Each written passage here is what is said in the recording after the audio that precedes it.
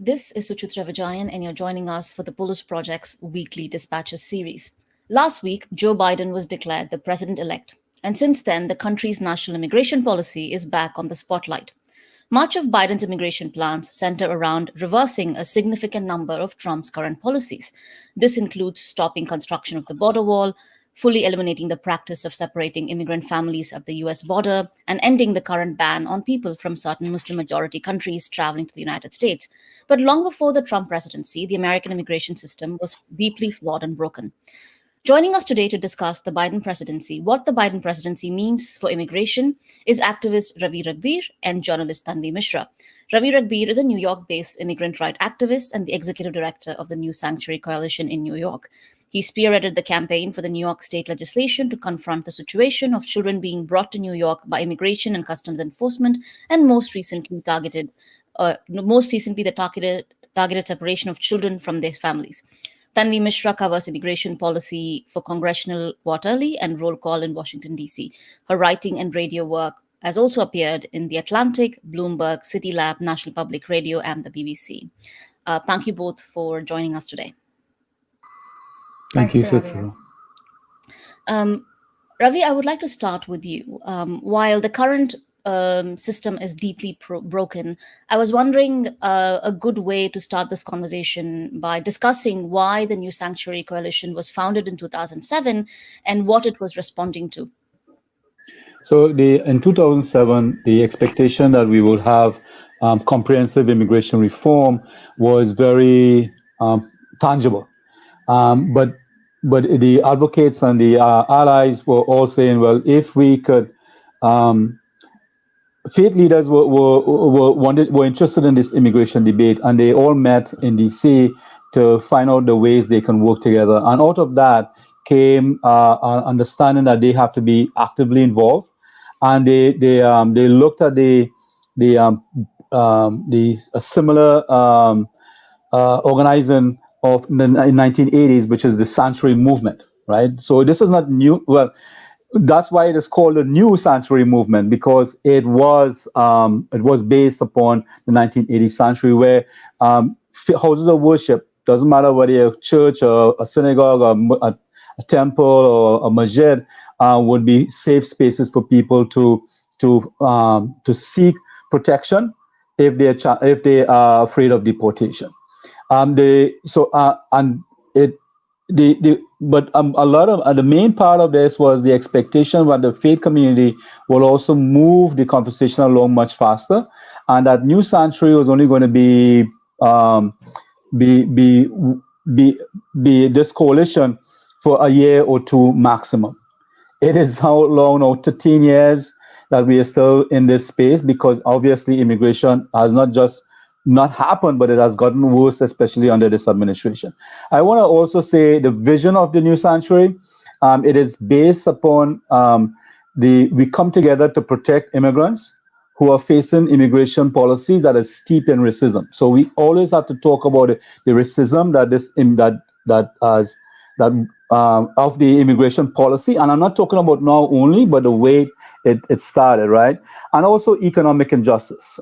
We have evolved to even be much more strong in our opinion, on our vision, that we believe no one should be deported. It doesn't matter what country you're from, what your nationality, sexuality, your culture, your history, whether you have a criminal conviction or not, it doesn't matter. Because if the immigration policy is racist, is steeped in racism, why are we upholding a racist law, right? Why we would never think about bringing back the Fugitive Slave Act, for instance, because it is racist. This immigration policy is racist. And I will stop there, because I want us we can dig deeper into the racism, or we can talk about this present administration and how their mandate to ethnic cleanse through the immigration policy just proves of the racist aspect of this. Suchitra? Thank you, Ravi. So before I go to Tanvi with the next question, we will be taking live audience questions. So please send us your questions. Ravi, you're absolutely right. The system is broken. It's racist. It's xenophobic.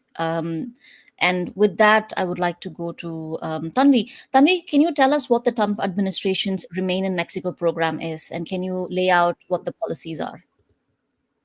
Yeah. So I'm so glad you asked about this, because I feel like this is one of the policies that has not got as much play. Officially, it's called the Migrant Protection Protocols, which is an ironic name, as most advocates would say. This is a policy that basically forces any migrants who are coming to the US border, seeking refuge, seeking asylum, or other kinds of protection, to wait on the Mexico side while their court cases proceed in, in US immigration courts. So the result of that policy is that over 60,000 people have been waiting in Mexico to hear back about what happened with their asylum claims. Now, the Trump administration says that this is, it's just kind of following the laws. But I think there are two things that I would like to note about this policy. One is that it actually, because by shutting people out, it actually makes them invisible. And that's why I think this policy has not got so much play. I mean, there's 60,000 people, and they're waiting in makeshift camps around in Matamoros and other places in Mexico along the border, or they're in shelters, or they've gone sort of further inside looking for, a place to stay, work, to kind of, survive in that time. What's also important about this policy is that during the pandemic, the court hearings for these people have actually stopped. So they're sort of waiting in this indefinite limbo on the Mexico side. The third thing that's really important about this policy is that because these people are in such dangerous conditions, there has been documented evidence that they have been subject to crimes, to rapes, to kidnappings, even murders. There's a lot of dangers apart from just trying to survive, not having basic needs met, and jobs, foods, etc.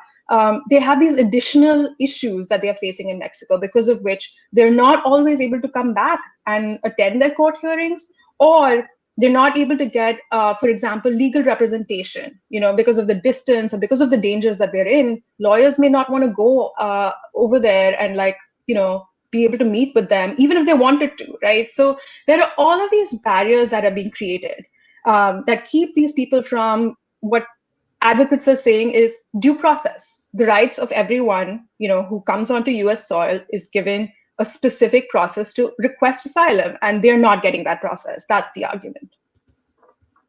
Can I add to what Tanvi said, please? So let's talk about specifics. Tanvi talked about it in a very broad aspect, right? Which is all true, 100% true. But look at how insidious this administration is, which is you are told to wait on the Mexico side of the border, and then you have to be told when your court case is going to be heard. How are the people going to be made aware of these dates? Right, you go to the border, even if you're living in a shelter close to the border, and you go to the borders waiting for word, you are still not given it because you're only 30 or 50 people are even addressed or met at the border.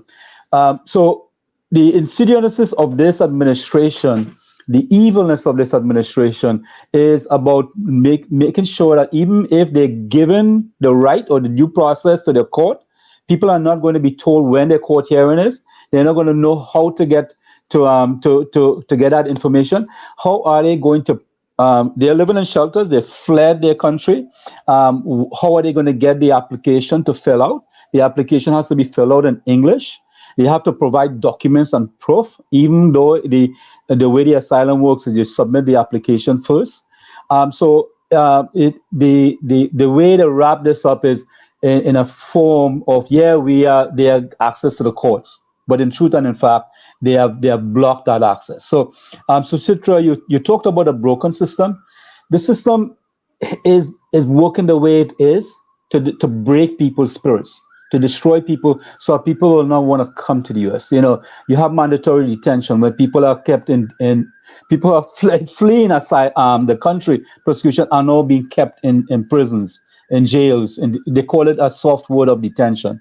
And you have the children being separate. So we have a lot to discuss here, but I just wanted to we have to dig deeper and even the minutiae, the detail, it has been really carefully thought through by this administration to make life difficult for those who are seeking relief, whether from their country or to remain here with their loved ones. And also, these are these problematic positions and implementations and laws are also in violations of a series of international norms and laws that they not only violate laws, but they also are against this basic sense of humanity and decency. Tanvi, you wanted to come in on this. Yeah, I just wanted to, since we're talking about specifics, I've been talking to lawyers on the border who are actually have made it their job to go there and tell families that have been coming back for their court dates that actually, no, it's been delayed more, or these are your chances. Like, they're actually, they themselves say it's pretty grim, but they would rather be the people to tell them how these policies are going to be playing out not in their favor, and how the odds are stacked against them. And again, like, you can imagine the chaos and confusion, right? When I was talking to this lawyer, and this was a few months back, there were waves of families coming that day because they thought their court hearing was that day. And they didn't know and had not been notified that it had yet again been delayed again, citing the pandemic, the administration had delayed the court hearings, but these people didn't know. And that goes back to what Ravi's saying, is the logistics of how this works is very difficult. And again, really disadvantages people who are in that program. I think the second thing I wanted to say about a very important point that Ravi made is that there is an actual official policy called, there's a deterrence policy, and it came into place during the Clinton administration, which essentially says, if you make border crossings or life really difficult, people will be not incentivized to come here.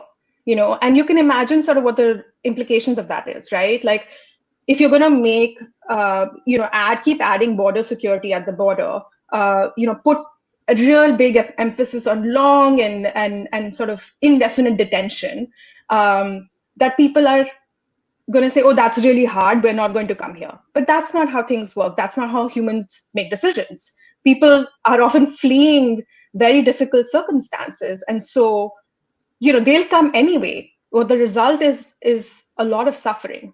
There are deaths across the border, and those numbers of deaths have been mounting. Same with detention. So, it's these kinds of, and these are like official policies laid down in policy documents. So that's something that we have to think about as well. Also crucial to highlight that Trump is not an aberration.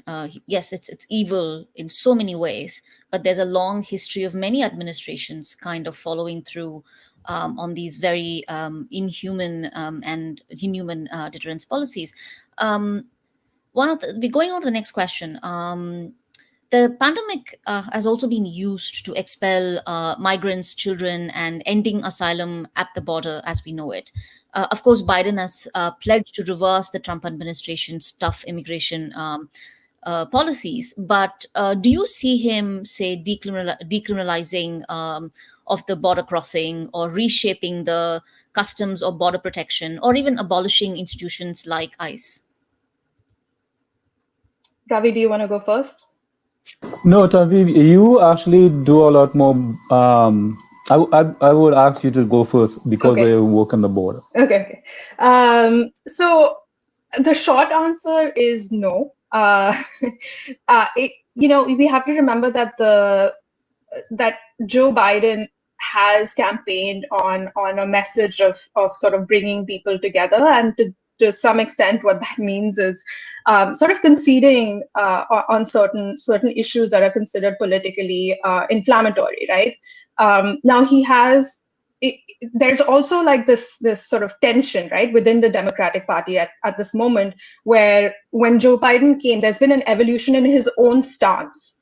There's a lot of things he's admitted to, for example, deportations under the Obama-Biden administration, where he said that was a mistake.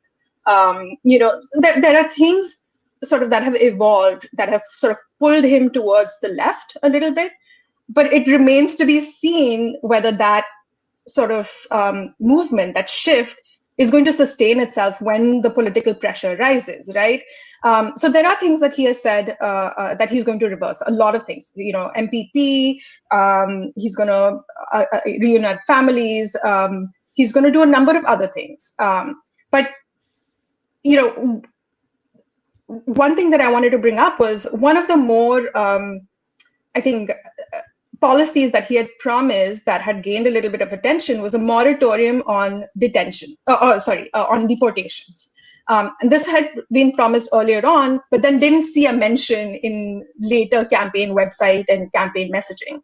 So, people are still wondering about like where he's going to land up on either side. But when you're talking about the kinds of like very movements that have been building around, for example, defunding ICE, dismantling ICE, sort of rethinking the border. I think most people are going to be very skeptical that he's going to be able to go, that far. I would have to agree with Tanvi. What was going to happen is you're going to have, even if let's assume that he wants to have a moratorium on deportation.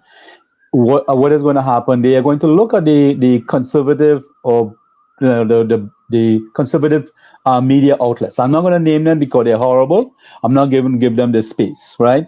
And immediately, instead of understanding that the people who put them into power, right? This happened with the previous administration of Obama, where they all looked at the conservative websites and changed policy to suit them rather than aligning themselves to the supporters who wanted a change. So when we talk about having a moratorium on deportation, that's what we have been fighting for in the last 2 or 3 years, abolishing ICE, because people have come to the understanding that this agency is a horrible agency and it needs to be total. A New Century's policy is this immigration policy has to be totally repealed, right? But even if you don't go to what we are saying, just abolishing the agency, one of the reasons why I need to say this is the reason that this agency has to be abolished is because it's a plenary agency. Plenary agency is an agency with absolute power. Absolute power. Every one of your audience members should Google what plenary power is. The Congress doesn't have jurisdiction over this agency, and neither does a court.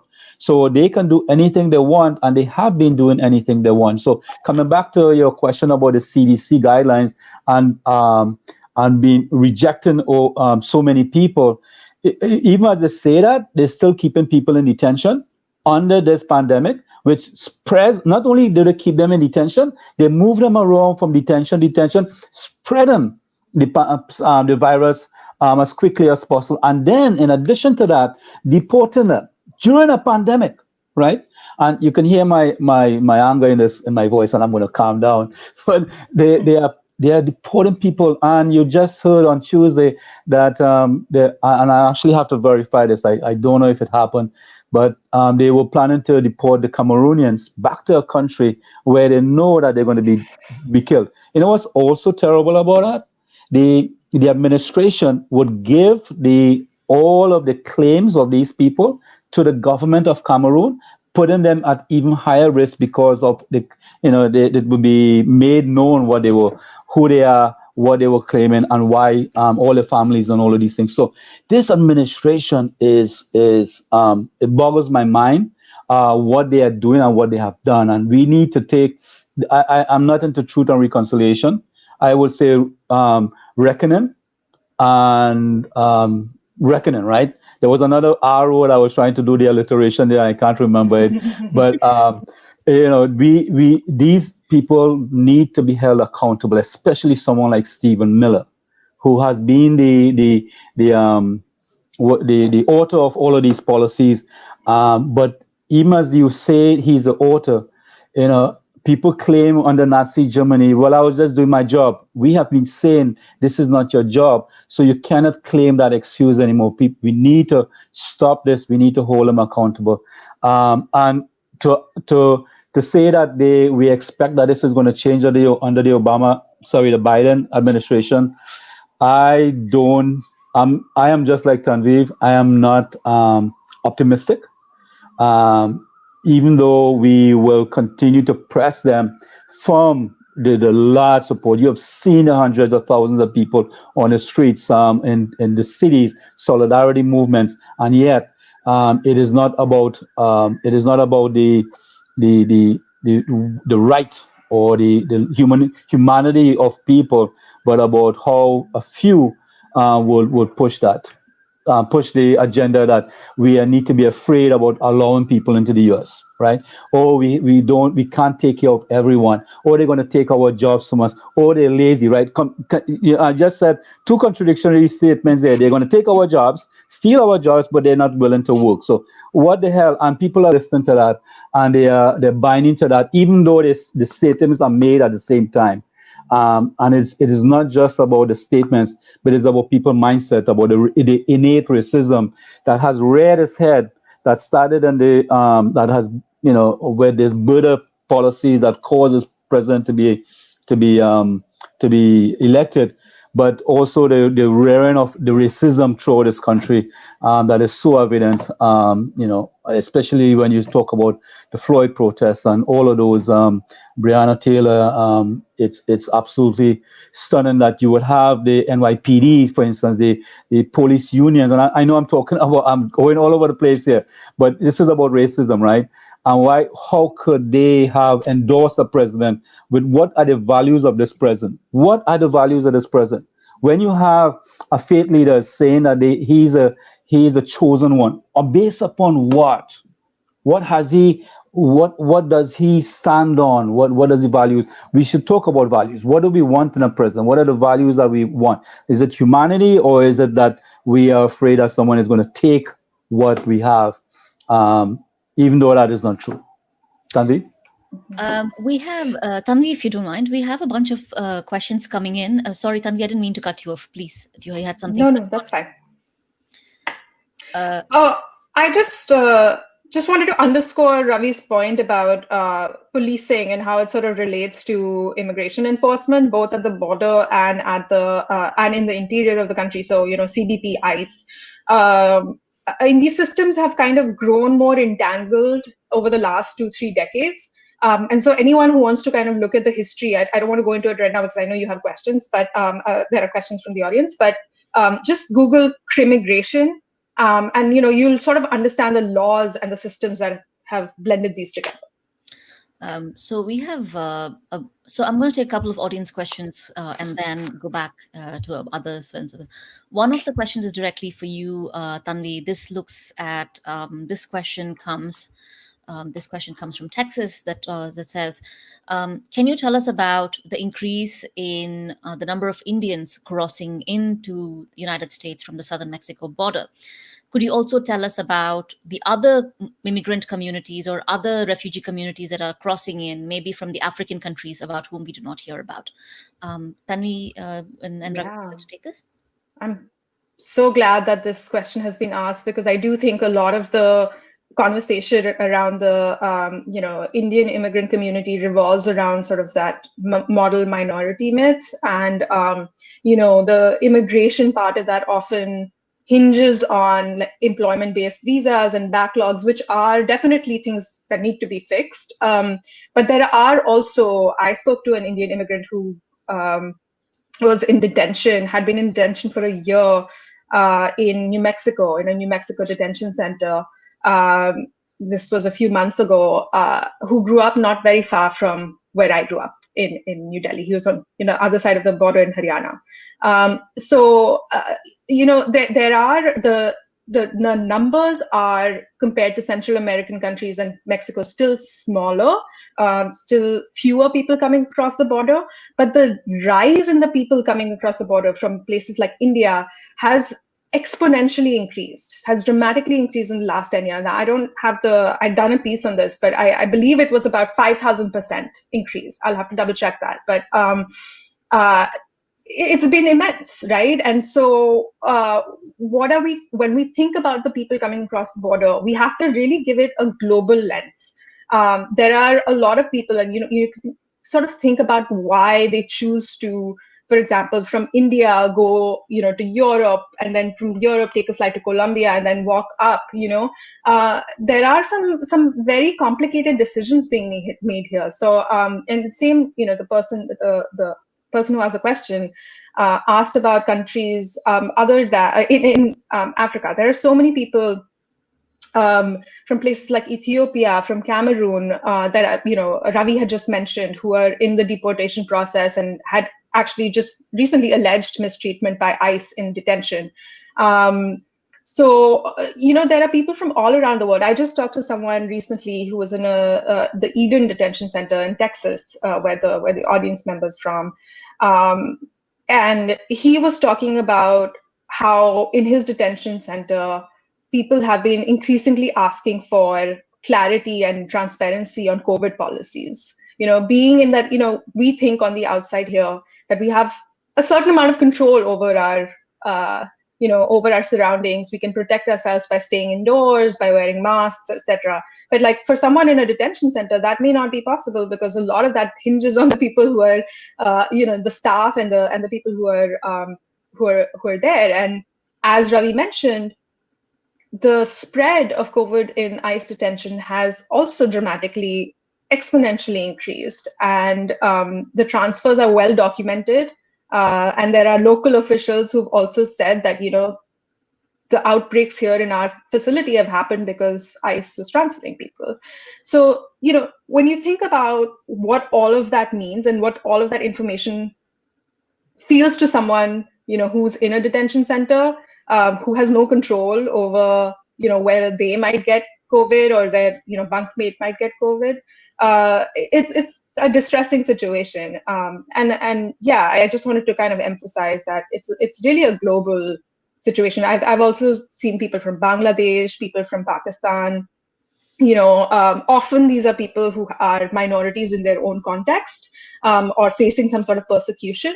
But one thing also I did want to mention about the Indians who come across the border is there is a sense within asylum officers who do their screenings and within the immigration court system that I've heard from a number of lawyers that a lot of people think that they're being coached, and they don't, there's not a good understanding of how political persecution works in India, in sort of how the local parties are so powerful, and the sort of day-to-day, sort of, they're almost like, sometimes they operate like gangs, and it's really hard because that's not the context that a US asylum officer may understand. So often they misconstrue that, or they say that doesn't qualify, or they'll think that, oh, they're all coached by the same person, and so this is not a valid claim. So that's something I've heard a lot from lawyers as well. I just want to add to what Tanvi said, and I want to step back a little bit to the question you had asked earlier, Suchitra, about the policies at the border around the 96 laws. This started even before that under the Reagan administration, where it was about attrition, and the border wall was a policy. They know they couldn't have the 5,000, they couldn't build a wall 5,000 miles, but the objective was that they will move people away from easy crossings into the desert, and that they will die. So you have a policy that depends on how much death that occurs during this process. And the intention was that people will hear about all of these deaths, and the word will get back to the country, or they will be afraid to come. Which brings up now, why are people still coming? So look at how terrible it is to get here, and people are still coming. It is a number of reasons. One is the US is still called the beacon of the world, right? Where you can have freedom, where you can live in dignity and safety. We talk about our democracy, and if we could put quotes and exclamation marks and all of those things, we especially in this moment when we talk about democracy, it's something we are facing with right now. So why are people leaving? It is because what they are facing where they are living is much harder than it is right here. So you have Bangladesh and Pakistan and India. You have Africa. I had a story of a child, right, who I think he was 14 or 15, who was from Africa, went to Brazil and took 8 months to walk up to the United States border. A child. I couldn't do that. And I know I act childish, but I'm not. I'm not a child. So why would they do this? And why would they come in at the border? You have the Cubans coming at the border now, right? You have the Haitians. You have everyone who is coming in through the border because all other options are taken away from them. You heard Tanvi mention the visas. The visas are now so limited that you cannot even get a flight to approval to come here. So people are making this dangerous journey to cross the border, not because of not only because of what they are seeking here, but because of what they have back home. It is better have that ray of hope. That simple, I might be the one making it, or someone might be the one making it, but we have that glimmer of hope that we are holding on to, that straw that people are holding on to, saying, if I make it, maybe I'll be better off, because I cannot be better off. My daughter may be targeted by the gangs. She may be into sex traffic. I may have to sell my children for body parts. I mean, we know these stories. So why do we expect people to live under these conditions? And we will continue to see that, especially the biggest crisis we are going to face is this climate crisis. Bangladesh is underwater, right, under sea level. Immediately, that is going to be flooded, and people are aware of that, but yet we are not taking steps to protect those people. You have the Maldives Islands who are actually sinking right now because the water levels are rising. Are we taking policies to help those people? So there's a lot, but because we continually think that the scarcity mentality, that only what we have is that all there is. And I read a book, and I'll end with this. I read a book by a New York Times reporter that says that if you take all 8 billion people in the world, every single person will be able to fit in the state of Texas with 1,000 square miles. And you can do the calculation. I've done it. I don't believe it, which means that the perception of eugenics and the perception of scarcity and population control is a false narrative. And we need to stop these false narratives among ourselves, because part of our problem is we ourselves are buying into these policies. Imagine if everyone lives in the state of Texas, the world becomes a breadbasket. Why is a world not all breadbasket? So, Citra? You're right. And also because all of this goes back to the logic of racial capitalism, which means that immigration is mainly created as a way to create subjects who can become part of the global, racial capital system. I am now going to go back to more audience questions. We have a lot of questions coming about immigrant detention centers and family separations, but I'm going to take the one from Professor Matangi Subramaniam, which came yesterday. She says they have promised, by things she means the Biden presidency, the incoming Biden presidency has promised to end family separations immediately. But do you think they will do it? And if they don't, what is the best way to pressure them to act? Again, the question kind of goes back to people's concern about family separation. I was wondering, both of you can talk to us about the family separations, but also kind of place it in the larger context, and also how to move forward in terms of what the damage that's already been done. This is an easy question for me, Tanvi, because I would say Yeah, yes. go for it. It's that's an easy policy that they can change to stop family separation, and it doesn't really it really wouldn't cause the poll, the community conservative outcry. I would that is yeah, that's what I would say. It doesn't mean that it's going to help the incoming families who are seeking asylum right now. That Tanvi talked about earlier, which is, are they going to allow the people who are seeking asylum, who are coming up at the border, are they going to open the border for those people? So family separation, this has been clouded right now, because technically there's no family separation, because they're kept in Mexico or they're sent back to Guatemala, and the other third country is El Salvador, I believe. Anyhow. But they have been sent, so there's really no separation, even though families are being are being removed, and that has not been seen. And that, if you want to talk about that, I will say that is going to be more challenging for this administration. I don't, like I said before, I'm not optimistic, but we cannot allow them to step back on their promises. Tanvi? Yeah. Just to add to that, so just a little bit of context, family separation as a widespread policy, which was started, by Jeff Sessions, that ended only a few months after, when the president put out an executive order saying, oh, families should be detained together now.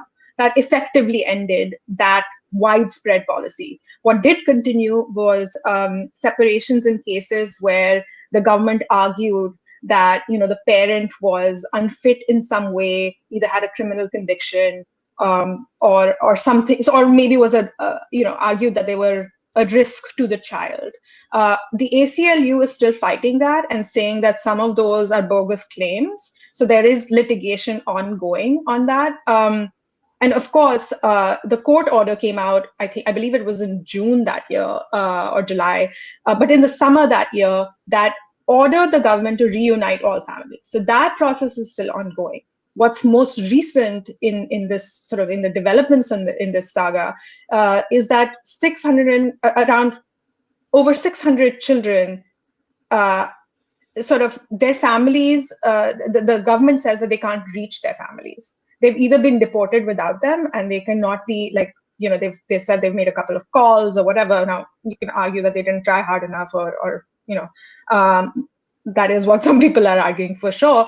But they've been arguing that they've not been able to reach their family members. What the other sort of track of developments on this case is just the amount of chaos that happened behind the scenes when this policy was being rolled out. The fact that people didn't know that the families were not being tracked, that, okay, if you separated the parent and then you separated the child, is there a way to link them both? Is there a way to reunite them both? And a lot of, these are government watchdog reports. These are not, for people who are skeptical, these are the agency's own oversight is saying that there was absolutely, not enough forethought in the process. It was done in very chaotically and very sort of haphazardly. So how does this all kind of relate back to what will happen next? Is some of the damage is already done. Unfortunately, that is sort of the really difficult thing to kind of accept about this administration, is that some of the damage is irrevocable. The damage, whether that's mental health damage to those kids or their parents, or the fact that they've now been separated, some of these kids, for 3 or more years from their families, right? And they're young children. So we have to think about that damage in a number of different ways. And in one way, there's really nothing you can do you can't reverse that, right? But the Biden administration, what it has done, and this, again, I agree with Ravi that this is sort of a low-hanging fruit politically, right? Like, no one wants family separated. What they've done is they've said that they're going to immediately put together a task force to reunite the families that are still, sort of separated. So this is a very easy thing to do. Again, it has widespread support. No one's going to say don't reunite those families. That's one thing that they've argued that they're going to do. Whether or not they're going to stop separations altogether in the limited cases that they were done even before the Trump administration, that's a separate issue. And this, the second point I wanted to make was, a lot of advocates are also talking about separations more broadly, right? Like, family separation is a very specific thing that happened because of that Jeff Sessions policy is one thing. But what about separations because of deportations? What about separations because of the families who've been put in MPP, and this has happened, some families have been placed in MPP and others have been let, inside the paroled, as they call it, inside the country, and have been pursuing the cases here. What happens to those families? And some advocates and academics are arguing that broader lens to family separation is also necessary, and whether the Biden administration will really make strides on that front is still subject to questions. We have another. Sorry, Ravi, please go ahead. I didn't mean to. Yeah, quickly. This is why we need to have. I am an advocate, but in terms of details, you need a Tanvi here to give you to fill in the spaces. Thank you very much, Tanvi. That was excellent. But I will say you may talk about it as being chaotic when they started to separate the families, but that was intentional, right? Again, intentional about how you bake people's spirit. And I also wanted to Tanvi just touch on this, which is what about the separation of families for those who are being deported? This is not about the border, right? This is about internally, where you have millions of people who were deported under the previous administration, and you have this separation, and we are ignoring this because you may say, well, you may want to have certain labels to them. People with criminal conviction, all those bad immigrants, right? Except Arizona tried to pass a law saying that if you're undocumented, you're a criminal, and therefore you should be deported. So we do have to talk about not only at the border, but the internal aspect, the internal policies the policies that are happening internally about those people who want to be documented but are not given any options. Suchitra? So we have a question from Kampala that kind of touches on both of this. So it's both a comment and a question. So what they're saying is that it says, can we talk about the deeply problematic idea of an immigration policy that is merit-based? United States is not the only country in which such ideas have been put forward. UK, Canada, many of these countries somehow talk about the merit-based immigration system without realizing how racist it is. So can you talk about the first part of the question is, can you talk about this idea of a merit-based immigration system? Why can't we treat all immigrants properly? The second question is, I found the Dreamers Act, or DACA, similarly, which again talks about the good immigrant and bad immigrant, which is again kind of very similar to the comment that Ravi made.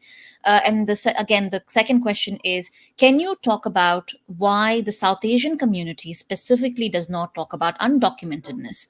We only talk about green cards and other issues like H-1B. Can you tell us about that? So two questions. One about the idea of, I think they're kind of related as well, the idea of how the merit-based immigration policy is actually not how deeply problematic, xenophobic, and racist it is.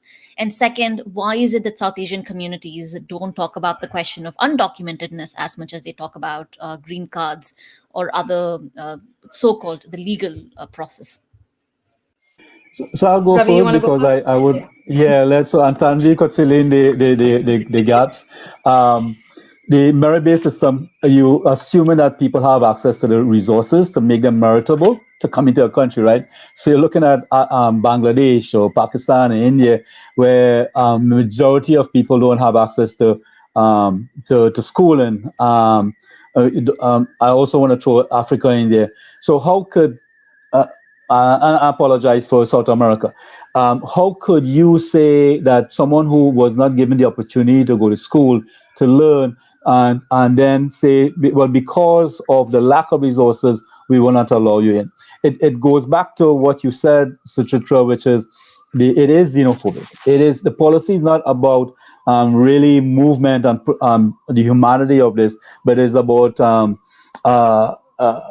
control of the human resources, because you have goods crossing the border every day, every minute. You have capital crossing the border. You have companies and corporations crossing the border. You have executives crossing the border. The only thing that the borders actually control is people. And why is that? And this will, I could throw in the open borders conversation here, but that just gets people tense. We can't talk about open borders, and I'm talking about our community too.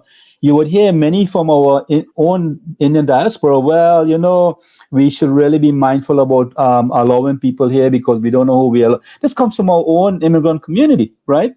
And why would we not want to have open space when we do have proof of these things can work and it doesn't destroy anything? You're looking at open borders among states, New Jersey and New York. I'm in New York, right? We don't want New Jersey people in New York, but that doesn't mean we don't allow them to come to New York. By the way, I'm just joking. You all know that. I know the people in Edison are going to get upset. I'm sure everyone who lives in New York has a New Jersey joke. So yes. But you also have Puerto Rico and Guam, where you can say they can come here, yet you don't see after Hurricane Maria, you don't see all of Puerto Rico coming here. But what is even even more was a better case is the EU, the European Union. They had 27 countries that had to come together to open up, to talk about a policy that way people can travel in and out without problem. And they have created that. Yes, they have Brexit because, again, coming back to the racism aspect and the xenophobic of the Brexit, that is why we have this problem. So you do we do have to reconsider. I don't believe in a merit-based system. I actually do believe in people are allowing to come and go as they please, and you will find that many of us will go back at some time or the other to where we were born. You have the farmers who would easily love to go back to their community, but they were stuck here after 1996 because of the war and all of these things. So they are stuck here and they cannot even see their parents or their grandparents. So the second question about DACA and about green cards, a lot of our communities we came here with the goodwill of not only us ourselves seeking a better space, but we were sent off with the goodwill of the larger community, or family, or neighbors, etc. Oh, you're going to America, you're going to this pioneer, and we know we have been given good wishes. So when we come here and we talk about deportation, deportation, people always assume that we did something wrong. Why did you get caught by ICE? That criminality aspect is part of the problem. Even though you point out 3 million people were deported under Obama, a few million people under this president, you are being targeted, and it's not what you are doing, but who you are and the color of your skin. But that brings up the question of shame. And I'm talking about it from an emotional perspective. We do not want to talk about our status because we don't want one is that we don't want to put ourselves at risk that, oh, we are undocumented, so my neighbor can call ICE on me. That is a real situation. But even when we are seeking help, we are very cautious about talking about it publicly, that even while we're in process, because we are ashamed of being deported, and our community knowing that. So I have been fighting my deportation since 2006, and I have made it. I have decided to go public because we need to take the shame away. Because again, if you're talking about a policy that's wrong, why am I not talking about the wrongness of it, even though I'm being attacked by it? Tanvi, you can fill in the space. You have a lot to cover there. Yeah, I'm probably not going to be able to touch on everything, but I did want to sort of comment on sort of the idea of a merit-based system, which is the audience member's first question. I think, that's, I mean, it really goes back to when you evaluate people from exclusively an economic lens, right? What are their contributions to society, and not as necessarily human beings? That's the big critique of this way of thinking about this, is that is not a fair way to think about human beings. The second aspect of that is there is I think, increasing amount of people questioning, what are the skills that you're saying that you're bringing to the country? How is society valuing those skills, right? Some people are called high skilled, some people are called low skilled labor, high skilled labor. What do those terms mean? Is it true that people who are picking, who are doing agricultural work in California, who may be undocumented or may come to the H2A, H2B program, I believe H2A, that they are lower skilled than the people who are doing computer work who come from, wherever else. What are these ideas that we have got, and where do those come from? So I think there's increasing amount of questioning about that system, and there are people pointing holes into that system. However, I also think it's a strategy, even for people who are sympathetic to immigrants, to really subscribe to that lens, because they feel like it's a way to convince people that.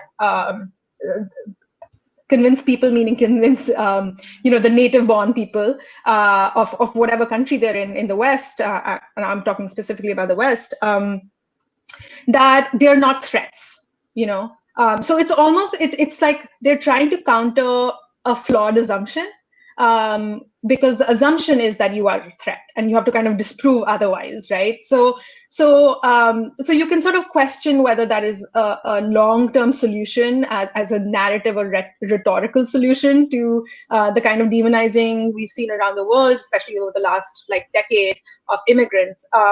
But it's certainly one that is pervasive. The second thing I want to say is specifically about the South Asian community in the United States. I did a piece on this for the Juggernaut, which is a South Asian outlet.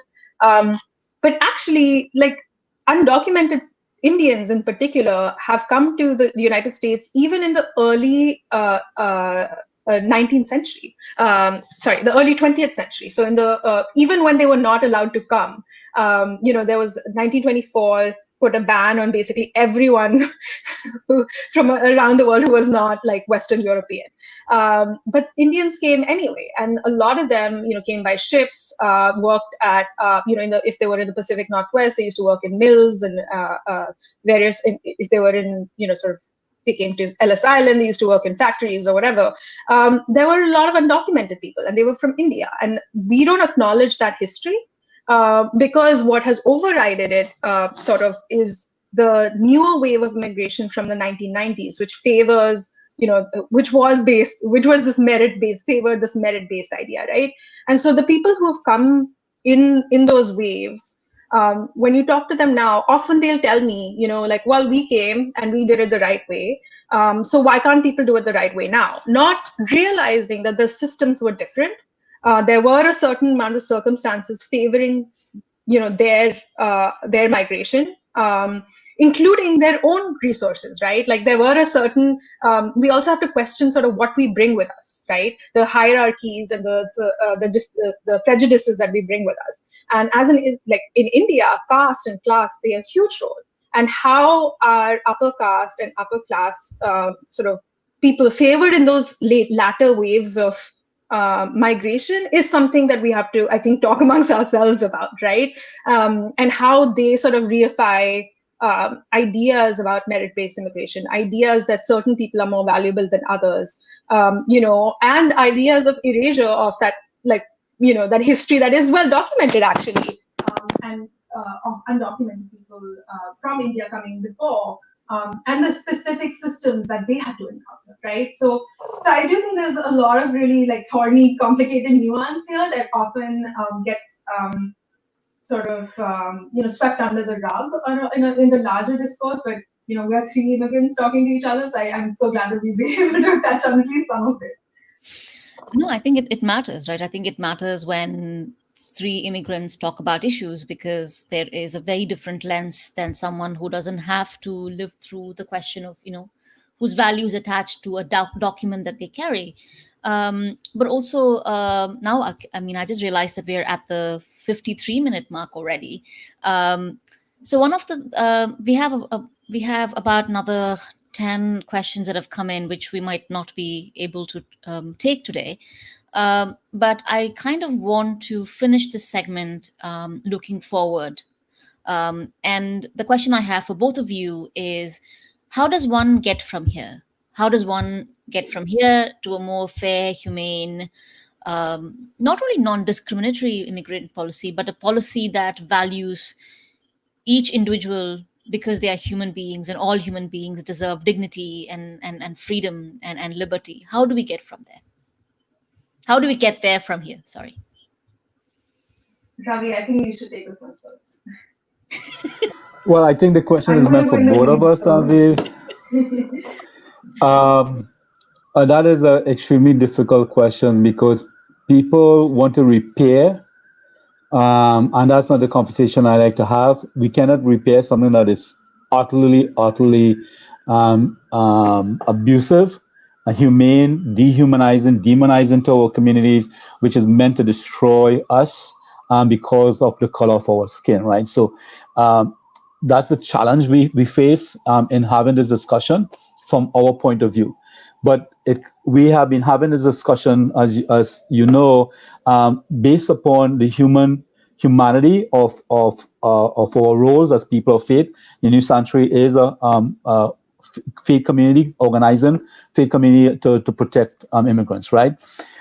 So our faith needs to come into play, and that has to be the base upon our values, our principles. And one of the three rules that we talk about at New Sanctuary for you to really be a sanctuary member is you cannot be judgmental, right? So you cannot judge people on your merit. We talked about merit a second ago. You cannot be judging people on how they came here, etc. But in addition to that, our second rule is respect, which is an active part of judgment. You don't have to judge people, but if you don't respect them, it doesn't mean you're being equal. So what we do is we talk about equality. Respect means equal. I cannot respect you if I don't think you're my equal. And the last rule, these are three rules. There are a lot of other rules that we use. Our last rule is do no harm.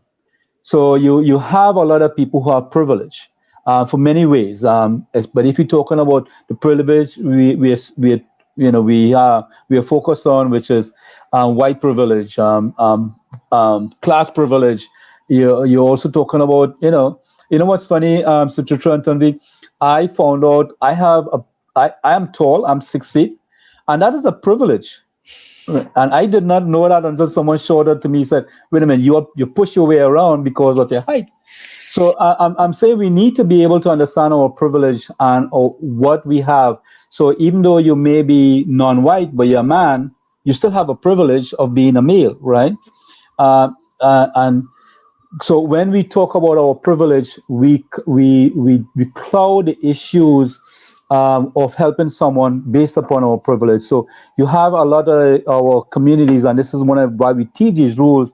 They have a messiah complex where they feel that they know better, not understanding that in the way those supporters can speak and endanger someone during this process. So if they get upset at an immigration officer and scream at the immigration officer, the person who is facing that deportation will be the focus of this. So we have to be careful about doing no harm. So well, let's talk about policies. We have to all work together. And we have to come at it from, again, our rules, but coming at it, you have to value each other. But the moratorium is very important. That deportation needs to be implemented within the first 100 days. We have to look. One of the things that the Biden administration talked about is bringing those families back to be reunited. That is an excellent thing that they should do. Do I believe they will do it? I will wait and see. I wouldn't hold my breath, but I will wait to see. But that's something that we can fight for. We also need to look at Tanvi talked about the criminality and the violence. People think you're violent. Yet this is a civil process. This is not a criminal process, but they use the violence to make us question our own values and question why people are coming in. We have to stop that. So ultimately, we would want to abolish this agency. But the first 100 days, we all have to pressure this administration to have that moratorium on deportation, have a moratorium on and they talked about it in the New York Times today about repealing a lot, pushing back at all the executive orders this present administration implemented, recalling all of those things. We have to do all of that. We also have to look seriously about the thousands of people who are facing a crisis, a violent crisis at the border, and we have to be opening up our borders to them. Ultimately, with our objective of changing not changing this administration, but abolishing ICE. That abolish ICE has been our lips. Let us make it real. and we cannot do this alone. We cannot do it with the lawyers leading. Lawyers cannot lead us. The advocates cannot lead us alone. We have to come together with our skills and our privilege, whether as faith community, whether as reporters, whether as advocates, whether as podcast makers, influencers. We have to. That's the only way we can do this. Tanvi? Yeah. So, Ravi is coming at this from a movement building, coalition building, organizing perspective, and has made some points on that front. Let me just put across some sort of concrete policy things, I guess, points that, apart from what he's already mentioned, that have been floated out there as ways, maybe not going as far as dismantling, but at least incremental progress. A couple of those, a lot of those, they sort of are in two camps. One is, reverse a lot of the damage of this last administration, and the second is to overhaul aspects of the system that is underlying, that has actually led to what happened in the last 4 years. Number one, I think, is restoring asylum, and that can be done by, again, reversing a lot of the policies that have taken place, but also a lot of people are talking about reimagining asylum, right? Ravi mentioned the climate crisis, and how can we broaden our idea of what asylum should be? That is a question being asked right now. One of the more concrete things, and I don't know if I don't think this will happen in this administration, but certainly there's some movement towards it, because which is making immigration courts independent. Now, a lot of people don't know immigration courts are not a part of the judiciary; they're a part of the DOJ. So there's an inherent conflict of interest there. The DOJ is a enforcement agency. It's like it's like the police being the judge. So there is much more conversation now towards the end of the Trump administration to try and separate that and make independent immigration courts. Then, obviously, overhauling the immigration system when it comes to employment-based visas, family-based visas. There's all of this. There's not been any significant immigration reform for the last 20 years, right? So there is a dire need to update those systems. That would also, a lot of people argue, affect the flows of people who are coming across the border, coming, like Ravi mentioned, because there are no visas. So if you're not matching the movement of people to what is available, then of course there will be sort of an imbalance there. So that's, a lot of people argue that overhauling that system would help sort of overall. One big thing that people have mentioned is ending or minimizing detention. This administration has put a lot of emphasis on mandatory detention and longer detention. Their whole thing of ending catch and release, which is a misnomer that I don't want to get into right now. But basically, the emphasis has really been on detaining everyone. Honestly, this was true also to a large extent during the Obama administration, right? There was a lot of detention, there were still abuses. All of these systems have existed before. So I think but towards the end of the Obama administration, there was some movement towards at least minimizing that and improving some standards and ending private prisons in how they are involved in this. Obviously, some folks will say that doesn't go far enough, but ending or minimizing detention is certainly up there on the spectrum of things to be done. What happens with all the folks who are here who are undocumented?